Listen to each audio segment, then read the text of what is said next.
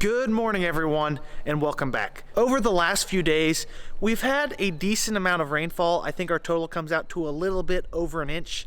This time of year, when the weather's still somewhat chilly, an inch of rain goes a very long way. So any hope of getting any kind of outdoor work done, like getting the tillage stuff set, maybe hooking on a planter and doing a trial run out in the field, we're far from that. The weather outside today is the type of weather that really makes you look forward to planting season. We've got some nice mid 30-degree temperatures, a good breeze.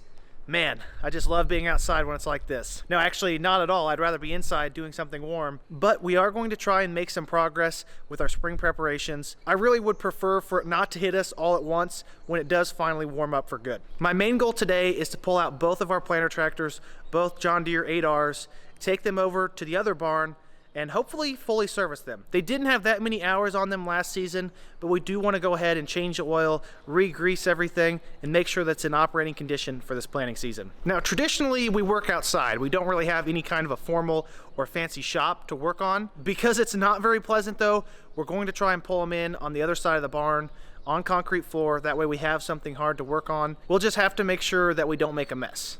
Fingers crossed. Okay, we're gonna get to work. Don't forget to like the video. We have a very good way of blocking in the tractors we need with other tractors. Probably need a slightly bigger barn to make this more convenient. We'll work with what we have. So this 9460R, we'll have to go outside, get it out of the way, and then I can easily pull both these tractors out. Let's get started. It is somewhat chilly, so I'm going to let them warm up a tiny bit before I drive them out.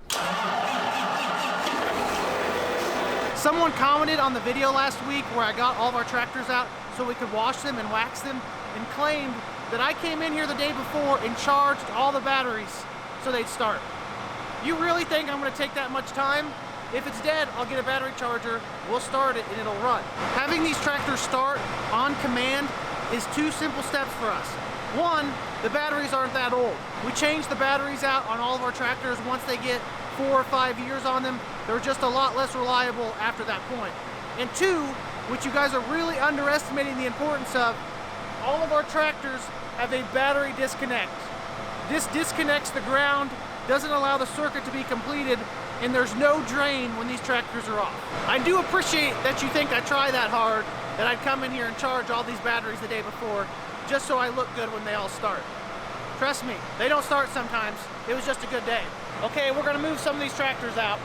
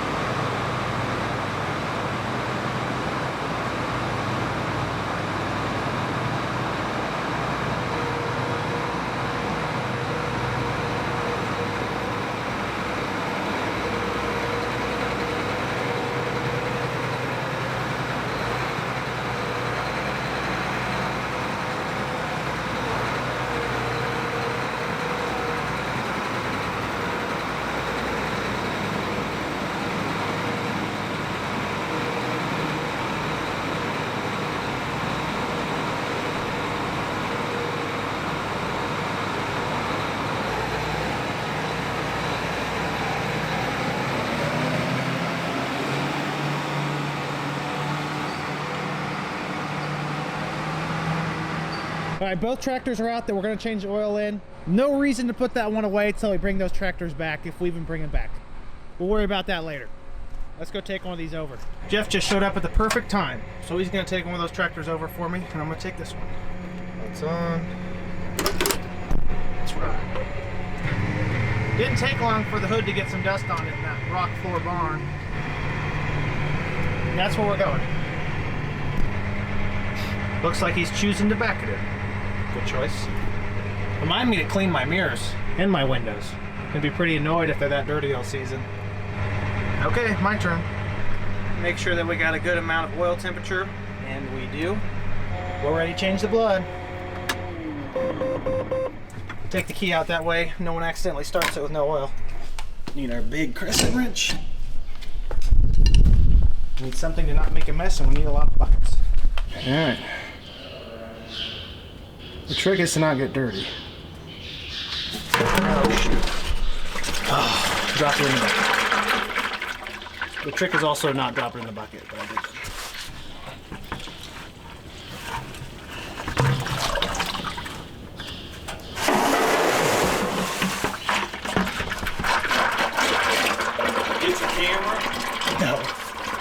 Somehow not. Here. I dropped the plug in the bucket though. Oh, shit. I just told him the trick was not to get messy. There's one way to do it without getting messy. Which bucket you drop it in? The full one? The full one. Oh, We'll have to pour it out. Well, the plug is somewhere in that full 5-gallon bucket of oil. So we'll have to get that out. Didn't make that much of a mess, which is good. Oil filter. Somewhere back there. Is this it?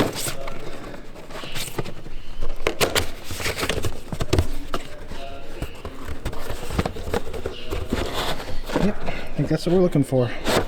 On these 8R tractors, the oil filter is not a standalone unit like the fuel filters are.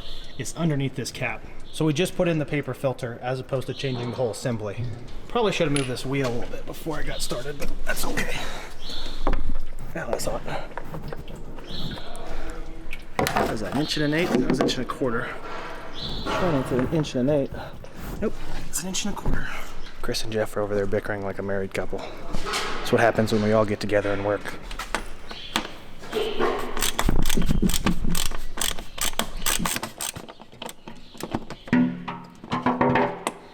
trick is to get this out.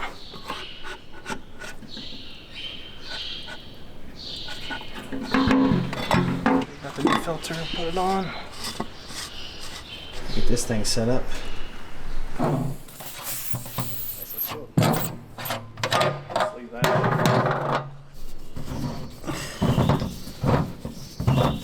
Started. Oh, you're wearing green for St. Patrick's Day. I forgot to put mine on. I don't have any green on today. Okay. This is our maiden voyage with the oil pump we just got. Working out the kinks. Sometimes you just got to figure it out by messing it up a few times. At this pace though, it's going to take a while because it holds 12 quarts. So? Still beats carrying the jugs around. It does. You get more handy. It's measuring in quarts. Yeah, I was saying 12. It's actually 26. You sure it's measuring in quarts? It says QT on there. Unless it's just complimenting Jeff. So both of these tractors hold 26.4 quarts apiece. I was a little confused because our 9460R tractors hold 12.7 gallons. Now those are a 13.5 liter engine versus the 9 liter engine that these have. Pump it faster, Jeff! What do you have it running at? 60. 60 pounds? Yeah, raising the PSI did make a difference. Almost at 10 quarts. For the sake of time, we're going to move this one outside and do it. The hose isn't long enough on air compressor and oil pump to reach all the way over here. Where's the key? There's the key for the E310R.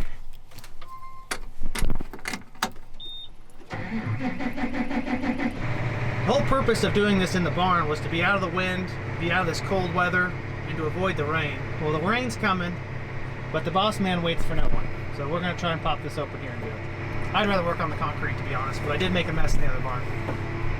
It always helps to warm the oil up a little bit. At least I don't have to be the one who crawls under this one, does it? 1,500 hours. Get out the manual. Always like to keep a paper copy of the service record.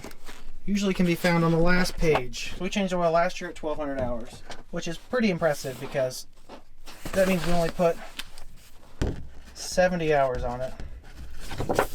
What day is today? Today's 3, 17, 21. St. Patrick's Day. I'm not wearing much green, but I am sitting in a lot of green. We'll call that a win, so don't pinch me. Getting close. Ooh. Smooth water.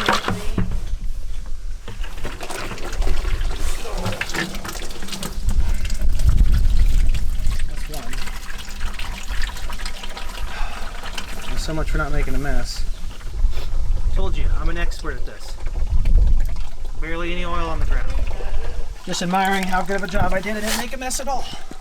I pop that open, that usually helps it run a little faster. Fortunately, I'm just narrow enough to get through there. Whew. Looks like Dad's almost done changing the filter at the same time. See if we can get this out of the way. Handle's on the wrong side. The filter changed, doesn't he?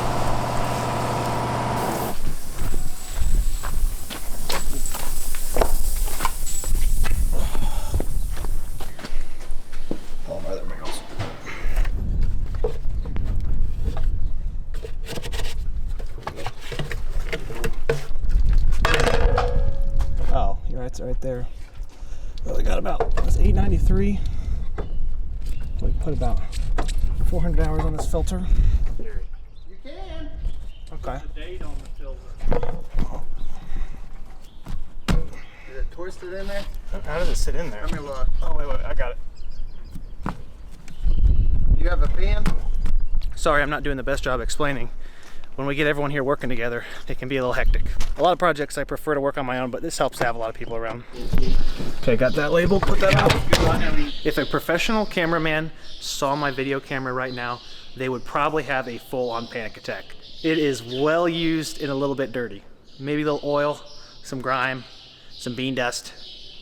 Not exactly what you want, but it comes with the territory of this job. There's so many gosh darn birds in this barn. At least they're not pigeons. This one's pretty much good to go. We may still need to grease it in a few places and blow out the cab. Other than that though, I think we're ready to hook up. I doubt we'll do that today because there is some rain coming across the countryside as we speak. How many PSI are you running in now? About 4. Maybe we can run higher than that. Double check and make sure it's tight. Start it up. Double check and make sure that there's no leaks when we turn it on.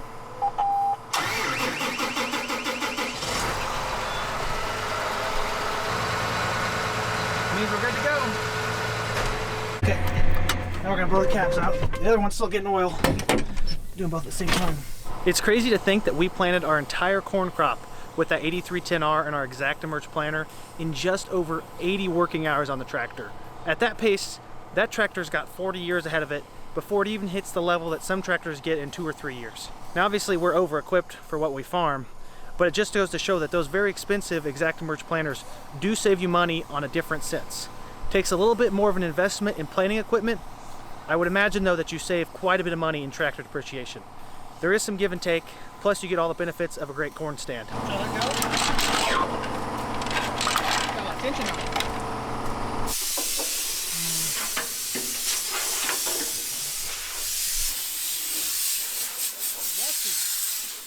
It looks like it's already sprinkling. I'd say our time here today is limited. Put my tools away before they get rusty. Make sure I got everything. Nothing missing.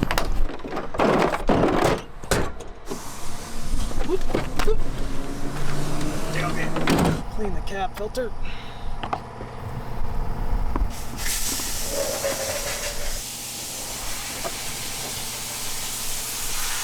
Wow, look at that dust in there.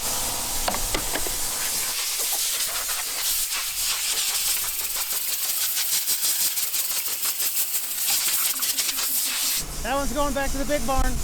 We can grease the wheels later. Get the important stuff done over here by the oil and the air. Can't leave without your mouse repellent. Put this filter back in. Somehow I just got lucky enough to not have to pull out my own cab. And that's the trick. Lock it up. Get out of the way.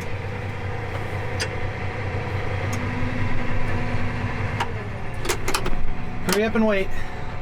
Story of a farmer. I'll leave these tractors out so the rain will wash off the dirt they've accumulated in the last week. The wax does help keep them cleaner, so if it did get wet, all that water would just clean it off and it'd be good to go again.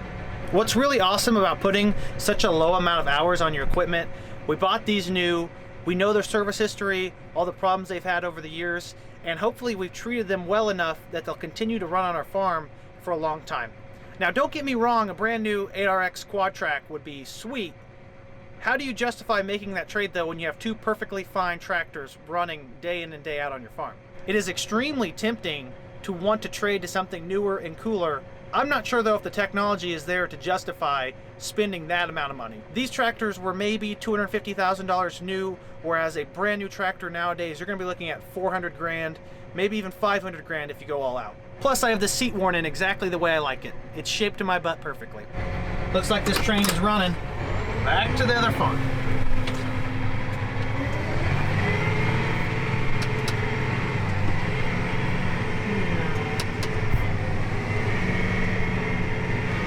See you later, Red Barn. So he's backing his in, which means I'm probably gonna pull mine in.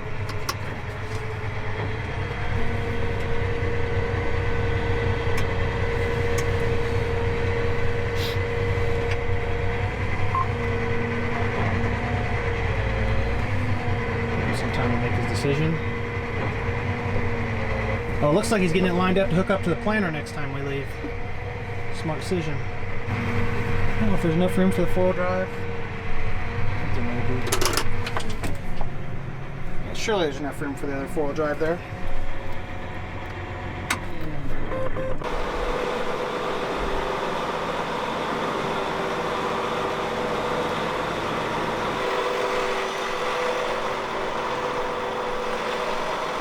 A little bit more room there.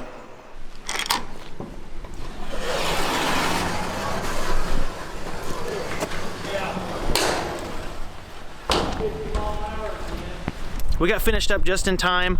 I'm gonna go eat some lunch and then come back, and I'm going to try and finish greasing those 8R tractors. See you guys then. I stopped to check in on one of my ditches that I reshaped this winter, and it looks like it's already washing pretty bad. The water's flowing great out of the farm, so I think this is a price to pay for now.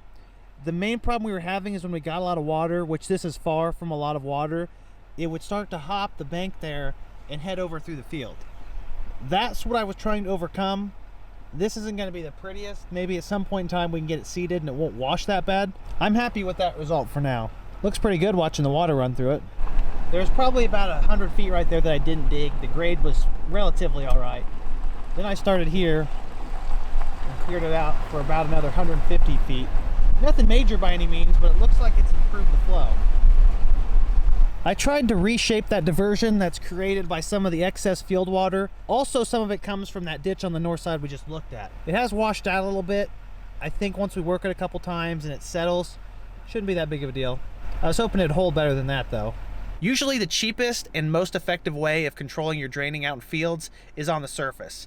Now you can use subsurface methods like tile.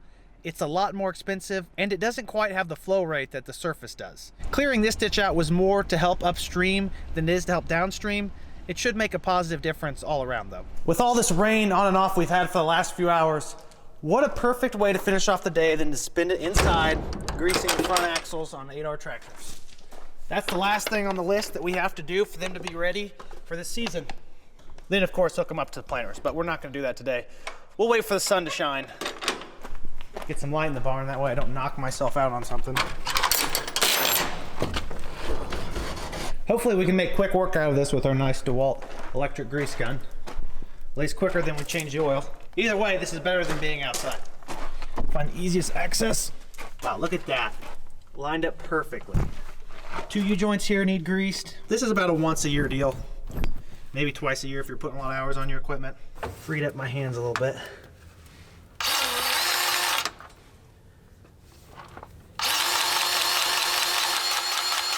One on the front and one on the bottom. Then we're good with this wheel. There was one on the bottom.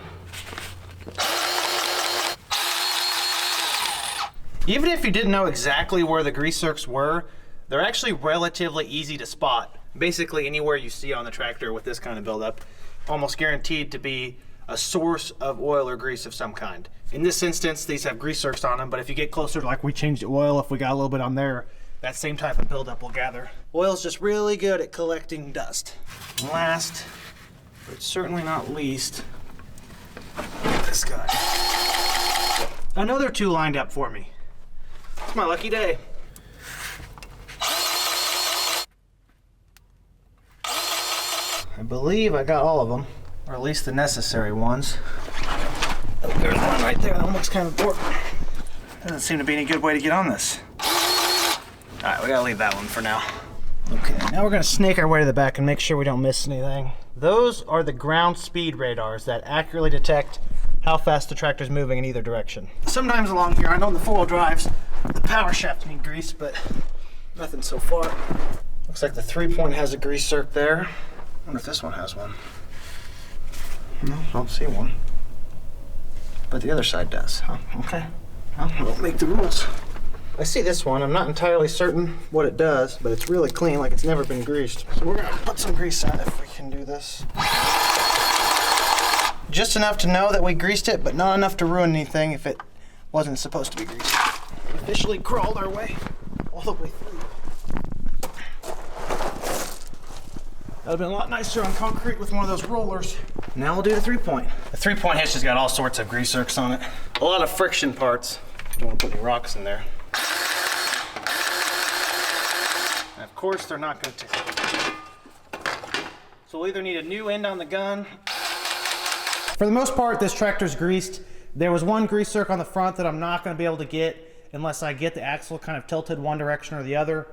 And there was a bunch on this 3-point that I couldn't get as well. They're probably all just very stiff. I think that if we run the 3-point a couple times, probably after we put the planter on and then try and grease it, they'll all take. I'm not going to worry about that. The front end was my main goal. We can do that later. Now to my girl, the 8285R. It appears as though my luck wasn't quite as good on this tractor. I'm going to have to roll it forward a couple inches on the ground to get those zerks to the side, and I'll probably turn the wheel as well just to make it easier. Stop me when we get there.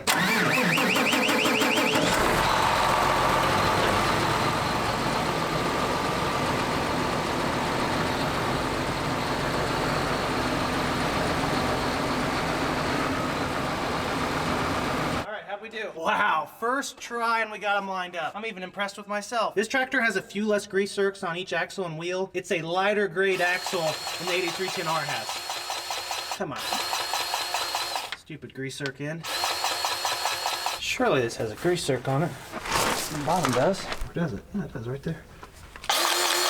Nothing's wanting to take today. I'm almost 1000% certain that there's a grease zerk on this. I can't find it. It's on the back. I finally located the grease zerk that greases this part right in here, and it's on the back side, and it's blocked by the wheel, so I'm going to have to turn the wheel around. I'm going to save that until after I grease this other side first. That way I don't have to move the wheel a third time if this isn't right. Give you a little different view of the greasing process on this side. This is the one on the other side I need to get. I'm going to have to pull the tractor up a hair more.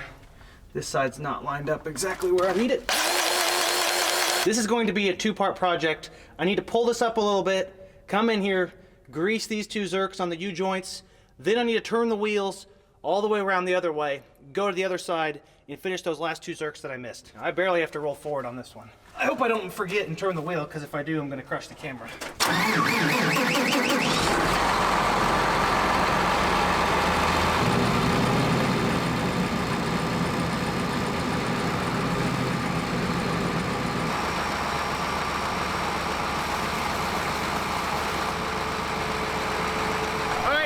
Part 2 on the other side.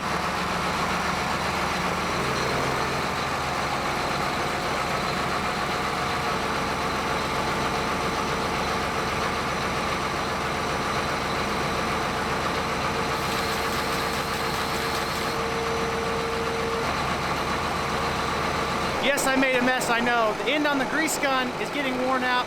We need to replace it. When they reach into their life cycle like that, they don't get a good clasp around the zerk, and it makes a lot of extra grease come out. Last but not least, with a 3-point hitch on this tractor. Cover had a run-in with the 3-point one time. We had it up and didn't realize it, and lowered the 3-point down and smashed it. Now it just has a nice little bit of character. Took more than the other one. At this point, there's no reason to even mess with it because we might as well re-grease the whole thing. One last thing that we need to do before I forget is change the RTK radio frequency back to the original. When we took this 2630 in the RTK dome to that farm that was about 30 minutes away, I told you that we had to switch towers to a different triangulation point. Now we got to switch back. All of our ground around here uses the same tower that we started on. Dad would have a pretty awful time trying to figure that out. So go back. Fortunately, I took a picture of the original settings. Usually helps to have an archive of that. We go to setup. We don't go to setup. We go to activations. No, that's not it either. Third time's the charm. The tripod. Yes. We are on 464.05000. And we want to be on 0.625000. So click on here. We got to change the network ID as well. Our network is 21. And don't make me start all over. Oh, it did. 465, and that's wrong. 464.625123, or just 2 zeros. 464.62500. Accept. Operating mode. Vehicle. Accept. Accept. Configuring radio. Wait for this to update right here. Okay. Absolute. Switch back to our main screen. No nav. I think it'll boot back up to RTK here in a second. Any minute now. Still waiting. No nav. Well, it could be because we're in the barn right now. I thought it would be faster than that. We'll cycle the power one time. If it doesn't work, it's most likely because it can't connect to the satellite or the radio. Tractors nowadays are just like computers. Did you try turning it on and off again? First thing that works. No nav. All right, it's got to be the barn. This is what tells me it's not connecting to the satellites. These are all the satellite IDs that this monitor and dome is trying to connect to, and it's saying searching. I would presume if we pulled out that door, it would immediately connect to all of these, or at least the majority of these, and then that would say RTK 3D. Not gonna work now. We got our problem fixed though, or at least I'm optimistic that we fixed it. When I work on projects, especially greasing, I have a tendency to get a little dirty. I'm definitely taking this sweatshirt off before I get in my truck. I am trying to keep it somewhat clean. Well, everyone, I'm pretty sure you can hear that it's raining outside. I think that's gonna conclude our work for the day. Say goodbye to the equipment. Hopefully next time we're here, we're hooking up to the planters, the field cultivators, the vertical till, getting them out and getting ready to hit the fields. I'm not making any promises on that, but we should have some nice weather here in the next few weeks to get that done. Thank you all for tuning in. I really appreciate the support. Like the video if you enjoyed it, subscribe if you want to see more, and comment down below if you have any questions. You know I love to talk about farming. I'll catch you all in the next one. Have a great day. Peace!